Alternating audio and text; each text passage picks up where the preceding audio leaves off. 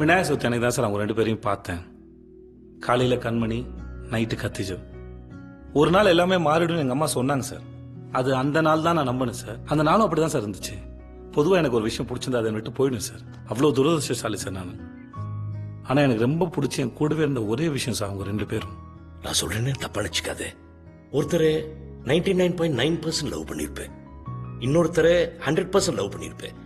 இந்த 100% லவ் பண்ணவங்களோட வாழ்க்கை வாழ வேண்டியதானே? ஐயோ பாவம் சார், பாவம் சார். என்னால் முடியாது சார்.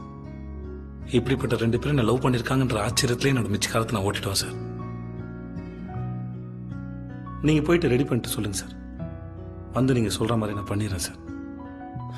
சார், என்னால் மறக்கவே முடியாத 2 பேரும் நான் மறந்த மாதிரி நடிக்கணும்ல சார். பண்ணிடுறேன் சார்.